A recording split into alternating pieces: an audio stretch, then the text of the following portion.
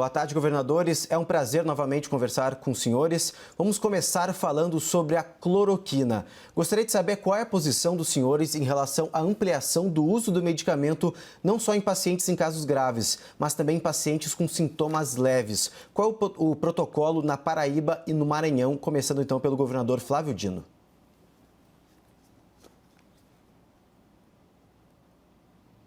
Bom, boa tarde a todos vocês, boa tarde ao governador João Azevedo. Nós estamos seguindo um protocolo aqui com base nos estudos científicos, na opinião dos médicos, que são aqueles que detêm o conhecimento necessário para determinar isto. Vocês mesmos acabaram de retratar numa reportagem que ainda há uma grande controvérsia em nível internacional. O que nós fizemos aqui foi assegurar o fornecimento do medicamento, de modo que essa é uma decisão de cada médico, em cada serviço estadual de saúde, inclusive contando com a autorização dos pacientes. Portanto, não há uma definição normativa. Na nossa visão, nem poderia haver. É necessário sempre seguir o preceito derivado da técnica e, por isso mesmo, respeitar a autonomia de cada profissional.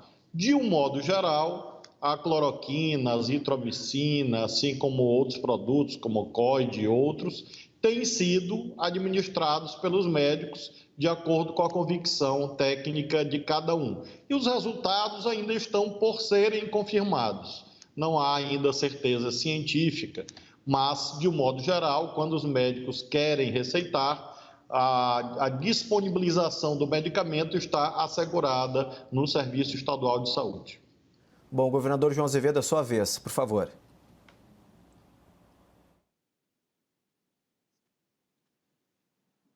Primeiramente, boa tarde a todos, ao companheiro Flávio Dino, um abraço. Dizer que na Paraíba existe um protocolo que foi elaborado por todos os técnicos aqui da Secretaria Estadual de Saúde e que já inclui a cloroquina em alguns casos. É evidente que esses casos também, da mesma forma que o governador Flávio tocou, ele depende muito da autorização do paciente, ele não tem ainda, por falta dos estudos que sejam conclusivos, a garantia da eficácia. Entretanto, há uma aplicação, sim, em determinados casos. Nós sabemos que apenas em ambientes hospitalares esse medicamento pode ser ministrado, até porque as consequências e ainda o que acontece em termos de arritmia cardíaca, em termos até de danos à retina, isso estão sendo comprovados aí em pacientes que fazem uso desse medicamento. Portanto, nós temos que ter um cuidado muito grande e aqui nós seguimos exatamente a orientação não só do Ministério da Saúde, mas principalmente do protocolo estabelecido pela própria Secretaria de Saúde do Estado. Governadores, Luciana falando aqui, boa tarde, bem-vindos aqui ao Visão CNN. Nós vimos agora, o nosso repórter trouxe a informação de que o general Braga Neto já espera a qualquer momento a publicação desse novo protocolo para uso da cloroquina em pacientes em casos mais leves. Nesse caso, diante do que vocês acabaram de dizer, vocês vão modificar, vão adotar esse protocolo? Já pensaram sobre isso? Governador João Azevedo primeiro, por favor.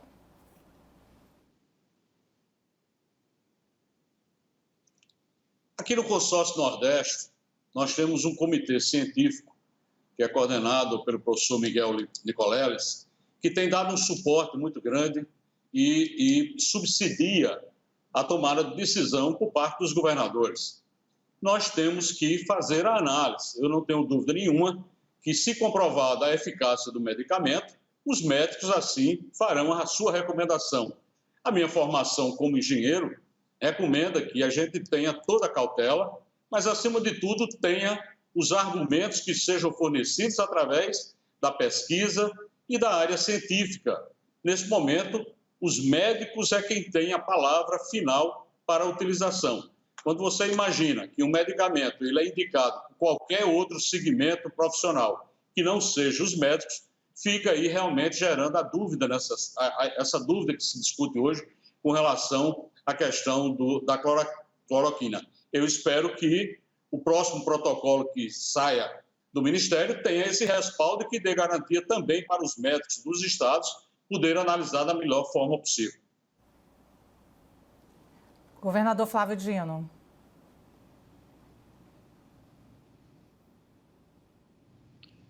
O problema central é que, infelizmente, esse tema da cloroquina acabou virando um tema político. Nós já tivemos 2 ministros da Saúde demitidos por esta razão. E agora nós estamos diante dessa estranha circunstância, em que, segundo se especula, serão os generais a decidir o protocolo nacional, sem que haja lastreamento ainda para determinar isso de modo cogente, mandatório, obrigatório. Portanto, diante dessa situação indesejável, é claro que nós vamos manter a mesma orientação. Lembro que os casos leves são atendidos predominantemente pelas redes municipais de saúde, uma vez que, dada a hierarquia do SUS, as funções de cada ente em relação ao Sistema Único de Saúde, cabe aos estados, normalmente, na maioria das circunstâncias, os casos mais graves. Mas, mesmo nos serviços estaduais ambulatoriais que atendem casos leves, nós vamos manter a mesma atitude. O critério é de cada profissional de saúde. Se o profissional de saúde examinar que deve dar a cloroquina ou a azitromicina e assim sucessivamente, as nossas farmácias hospitalares estão há muitas semanas, há muitas mesmo, de modo que eu sequer compreendo porque isto virou um tema ideológico, político.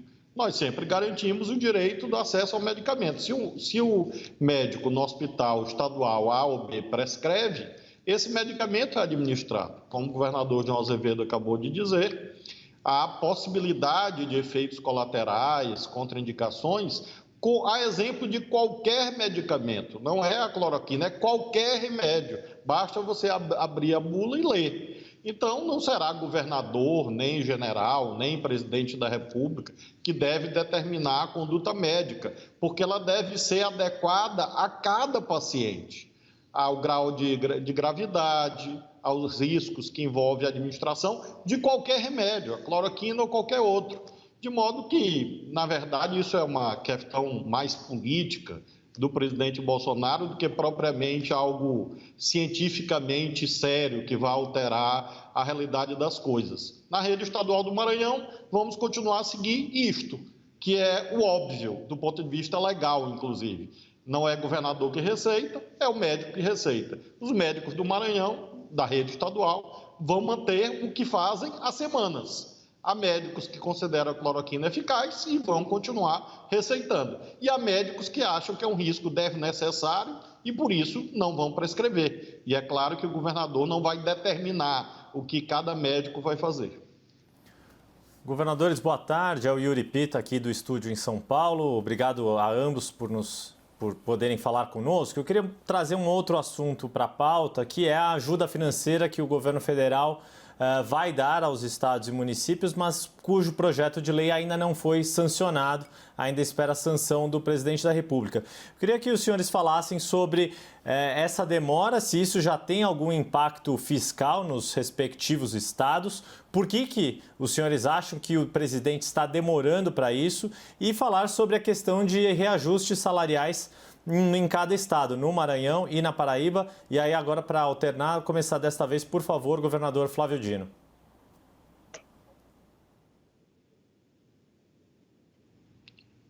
O projeto foi aprovado na Câmara e no Senado. Não se trata de um favor do governo federal, e sim de um dever constitucional, consoante a forma federativa de Estado. Por isso, nós imaginamos que a sanção deva ocorrer o quanto antes. Nós estamos cuidando de recursos que são fundamentais para o bom funcionamento de serviços municipais e estaduais, essenciais, inclusive, para o setor econômico, para a iniciativa privada, para as empresas e, evidentemente, para os cidadãos e cidadãs. Nós estamos falando de limpeza pública, segurança, sistema penitenciário, iluminação pública, o próprio serviço de saúde. Então, eu sempre imagino que cada um deve fazer a sua parte segundo a Constituição. A gestão econômica do país compete, segundo esta norma máxima, ao governo federal. Então, sendo uma obrigação, espero que a sanção ocorra o quanto antes e que o presidente Bolsonaro entenda que isto é de interesse nacional, não se trata, portanto, de privilegiar governador A ou B. O Maranhão é um dos estados que menos receberá proporcionalmente em relação à nossa população. Mesmo assim, valorizo o esforço feito pelos deputados federais e senadores. Esse projeto, sem dúvida, é importante para o futuro. Aqui no nosso estado estamos, graças a Deus, conseguindo manter os serviços essenciais até o presente momento. É claro que há uma brutal queda da atividade econômica em nível nacional, por isso é necessário que haja medidas que protejam a sociedade de norte a sul do país. Espero que essa sanção ocorra e a lei seja cumprida. Governador João Azevedo, por favor.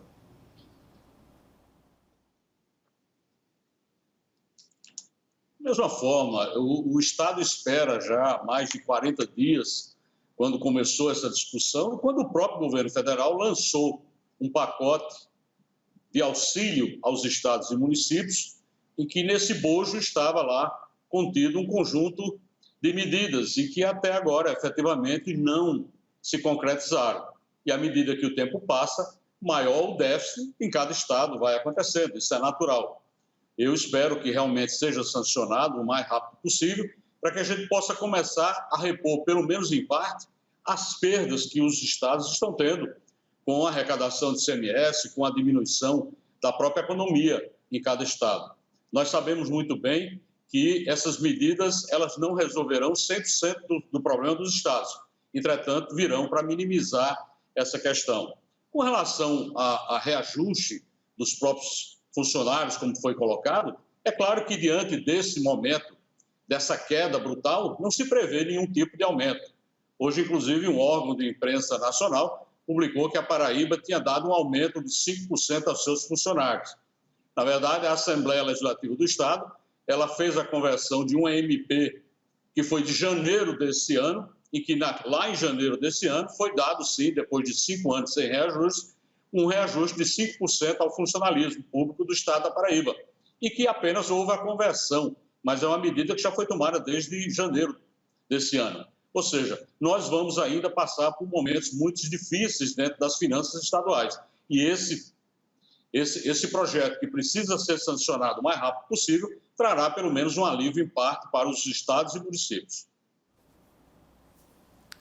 Eu queria fazer mais uma pergunta para os dois governadores, e aí agora a gente inverte a ordem, começa com o governador João Azevedo, depois o governador Flávio Dino, sobre uma outra política importante neste momento. E os estados dos senhores dois são estados que têm uma população socialmente, economicamente vulnerável significativa. Eu queria que os senhores falassem sobre o auxílio emergencial que o governo federal está pagando. Ele tem previsão de duração de 3 meses. Na avaliação dos senhores, esse prazo é suficiente ou os senhores acham que vai ser necessário aumentar o prazo de pagamento desses R$600 para os trabalhadores informais e autônomos, porque a crise econômica vai ser mais grave? Começando agora, por favor, governador João Azevedo.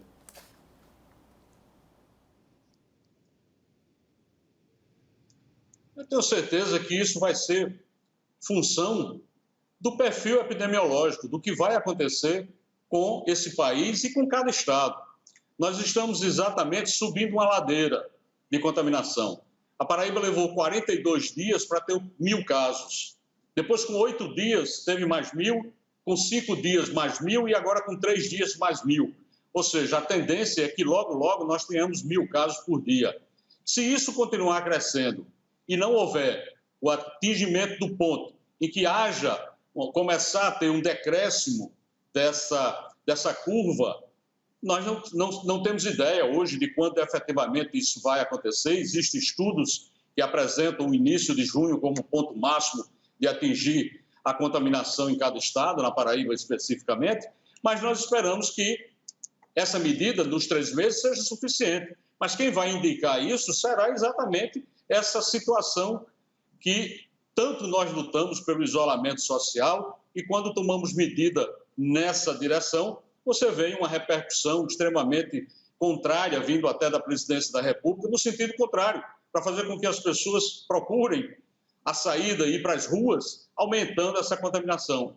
Nós reeditamos o nosso decreto até 31 de maio agora, para que a gente possa, inclusive, endurecendo algumas medidas, parando construção civil em alguns pontos, em algumas regiões, a região metropolitana e a região polarizada por uma grande cidade chamada Campina Grande, para que a gente possa diminuir esse contágio que está numa curva extremamente acelerada.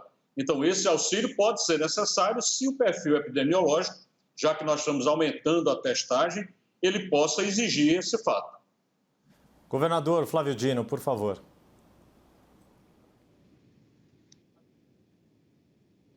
É importante entender, Yuri, que o que está causando prejuízos econômicos não são os decretos dos governadores, isso que o João Azevedo acabou de destacar. Há uma indevida luta ideológica, política, como se fossem as medidas de distanciamento social que atrapalhassem a economia. Isso é uma falácia. Na verdade, as medidas de distanciamento social é que podem salvar a economia, porque quanto mais rápido o coronavírus for embora, melhor será para a economia. Basta olhar as experiências internacionais. Comparem a Suécia com os países vizinhos. A Suécia não fez medidas preventivas e a queda do PIB lá em relação aos países vizinhos, Dinamarca, Noruega, é bastante similar. Ou seja, mesmo que não houvesse distanciamento social, o que seria um brutal equívoco, seria uma monstruosidade, uma vez que incrementaria o número de casos e de mortos, ainda assim haveria queda econômica. Então tem que tirar isso da mesa. Isso é uma vergonha para o Brasil, haver o tempo todo esta acusação leviana, injusta, desleal, segundo a qual são os governadores que estão parando a economia. Não. Quem está parando a economia é o coronavírus e, por isso, nós temos que enfrentá-lo com todo o acervo de medidas disponíveis. Neste caso, é óbvio, se nós temos uma pandemia, nós precisamos de medidas compensatórias. Quem diz isso são as experiências internacionais. Eu diria até que as medidas compensatórias brasileiras estão abaixo da média internacional, no que se refere à proporção em relação ao produto interno bruto, em relação mesmo à proteção a micro e pequenas empresas, por exemplo. Então, nós precisamos entender que o auxílio emergencial é uma imperatividade, como disse o governador João Azevedo, dos indicadores epidemiológicos. Enquanto eles se mantiverem em elevação, altos, com essa terrível taxa de letalidade que tanto sofrimento está causando, o auxílio emergencial deve continuar. Portanto, neste momento, dadas as condições atuais, nós precisamos percorrer a sério uma agenda que inclua, em primeiro lugar, a continuidade do auxílio emergencial, tendo em vista que nós não temos um horizonte de fim da pandemia, de curto prazo. Em segundo lugar, que esse benefício seja pago com eficiência, inteligência e dignidade, diferente do que tem ocorrido até agora. E, em terceiro lugar, que o Congresso Nacional examine os vetos que o presidente da República colocou após um recente projeto, aprovado no Congresso, que tratava da extensão a outras categorias, como taxistas, trabalhadores de cooperativas, motoristas de aplicativos e assim sucessivamente. É um segmento que está sofrendo muito. Basta olhar a taxa de devolução de veículos para as locadoras. Então, é preciso discutir isso a sério. E não confundir isso com os decretos de isolamento social. O auxílio emergencial é necessário em face da pandemia, não apenas em face de decretos de distanciamento social que são necessários, acertados e que estão salvando vidas de milhares de brasileiros. Governadores, Luciana de novo, eu queria saber quais medidas cada um dos senhores está tomando no seu próprio quintal em relação ao combate à doença. Ocupação de leito de UTI, como está a situação? Eu digo que gostaria de saber também do estado como um todo, não só na capital, mas também nos municípios do interior mais vulneráveis. Somado a isso, eu queria perguntar qual a expectativa que os senhores têm em relação ao novo ministro da Saúde, governador Flávio Dino.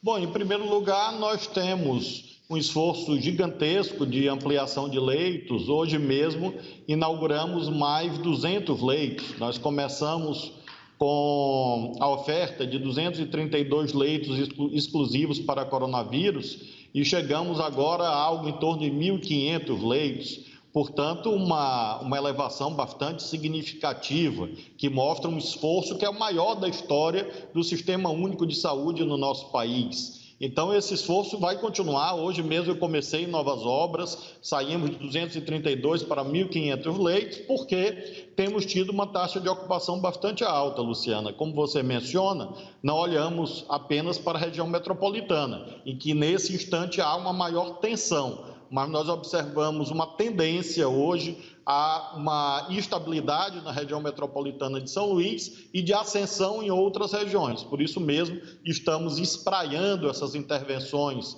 em várias regiões. Tivemos na noite de ontem uma ocupação média da ordem de 80% dos nossos leitos, já abrangendo a região metropolitana de São Luís e também as outras regiões do estado. Por isso, os investimentos para garantir que essa taxa de ocupação fique sob controle. Me refiro aqui aos leitos estaduais, porque nós temos também as redes municipais e a rede privada. Me refiro apenas aos leitos estaduais. Se houver a continuidade desta evolução dos indicadores, nós vamos continuar ampliando leitos. Nós temos capacidade de chegar até 2.000 leitos estaduais, sem prejuízo dos da rede privada e das redes municipais. Temos hoje esses 1.500 funcionando, com ocupação média capital interior da ordem de 80%. Qual a expectativa sobre o próximo ministro da Saúde, governador?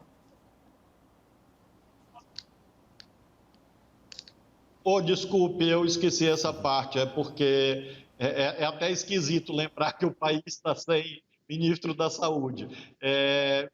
De fato, nós esperamos que haja a resolução disto quanto antes, porque é realmente atípico que nós tenhamos tido 2 ministros da Saúde nesse período tão difícil da vida brasileira. Nós esperamos que seja uma pessoa que dialogue, que tenha diretrizes científicas, como nós tivemos diálogo, tanto com o Nelson quanto com o Mandetta. Foram ministros que conversaram bastante com os estados, e nós achamos que é importante que a pessoa tenha esse perfil de diálogo e que tenha a formação de ouvir a comunidade científica, a comunidade técnica, acadêmica. É uma decisão do presidente da República. Nós só temos a desejar que seja uma decisão rápida e séria, ou seja, que essa interinidade não se prolongue e que seja uma decisão efetiva, ou seja, desfeita num período muito curto de tempo.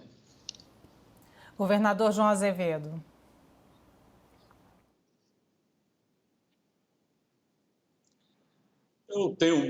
Eu gosto muito de detalhar, às vezes, as informações, porque quando a gente faz uma análise de que na Paraíba nós temos cerca de 40% dos leitos ocupados, dá uma impressão de que nós estamos numa condição extremamente favorável.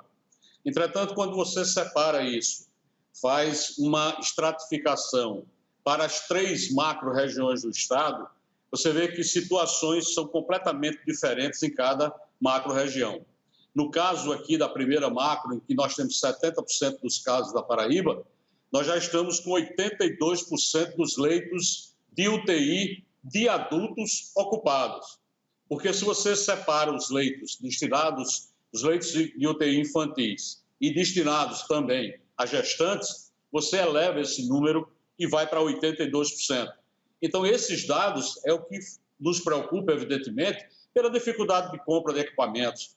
Exatamente por essa descontinuidade que nós tivemos dentro do Ministério da Saúde, em que houve uma compra de 15.000 respiradores na China pelo ministro Mandetta, e que foi suspensa essa compra, e que depois o governo federal não retomou essa compra, e fica cada estado tentando fazer essa aquisição. Nós estamos lutando dentro do Consórcio Nordeste para fazer a aquisição de respiradores para a instalação de UTIs, e até agora temos tido uma dificuldade enorme com relação a essa questão de aquisição.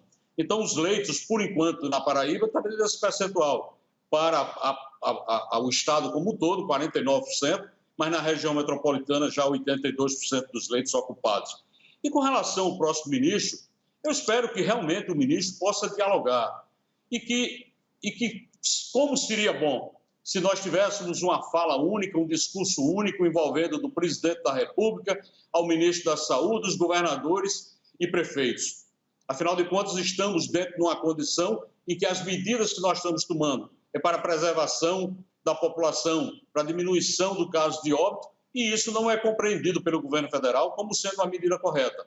E isso gera, claro, uma questão aí que interfere muito até na logística de insumos, de equipamentos, de vacinas para H1N1 e influenza que está sendo aplicado, para os testes que precisam chegar aos estados para que a gente possa aumentar essa testagem. Ou seja, eu torço, na verdade, para que o próximo ministro seja capaz de dialogar, ele seja capaz de simplesmente esquecer o enfrentamento, de tratar a pandemia como uma questão que ela precisa ser tratada, como uma questão sanitária e não política. E não ter uma fala para agradar quem quer que seja, mas enfrentar a questão de uma forma técnica, junto com o CONAS, que é o Conselho Nacional de Secretários de Saúde do país, junto com os governadores, porque, afinal de contas, eu tenho a impressão que todos nós temos um único objetivo: salvar o máximo de vidas possíveis dentro de uma pandemia que se estende aí por esses dias todos e que muitas vezes a gente não vê a luz no fim do túnel por conta de questões de picuinhas políticas. Bom, gostaria de perguntar para os dois governadores a questão do lockdown e também medidas de isolamento. Inclusive, ontem, governador Flávio Dino, acabou o lockdown aí na região de São Luís, na região metropolitana também da ilha, da capital. Gostaria de saber se essa medida foi eficaz, se ela conseguiu desafogar o sistema de saúde, diminuindo o número de mortes e também de casos confirmados no estado. E também para o governador João Azevedo, quais medidas de isolamento ele está adotando e caso a situação piore, ele também pode cogitar o lockdown, começando então pelo governador Flávio Dino.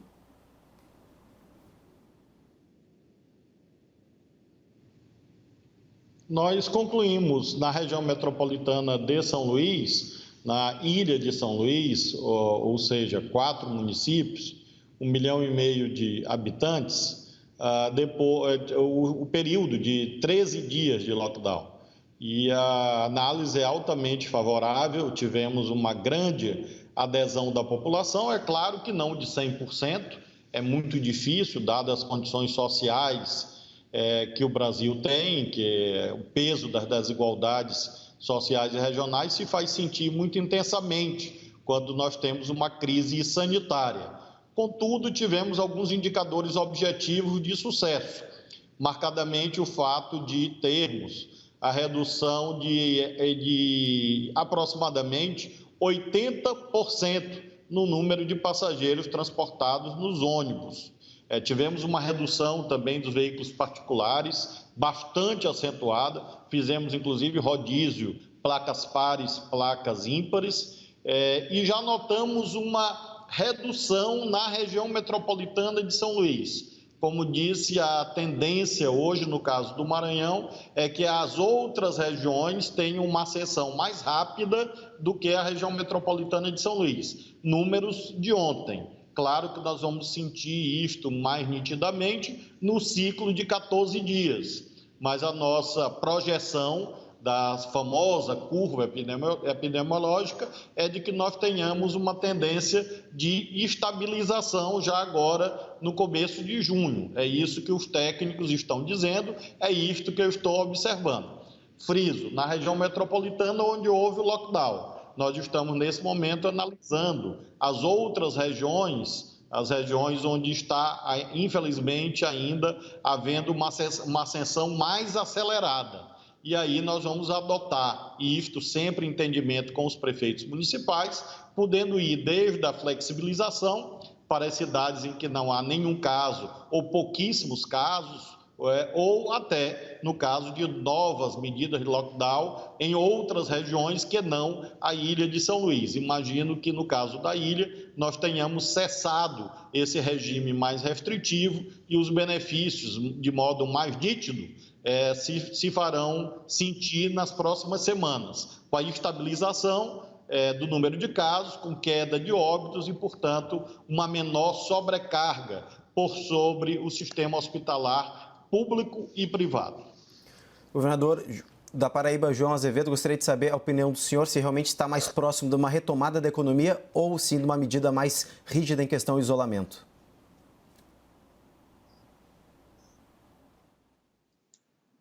Aqui na Paraíba, nós prorrogamos o decreto até 31 de maio desse ano, com algumas medidas mais restritivas.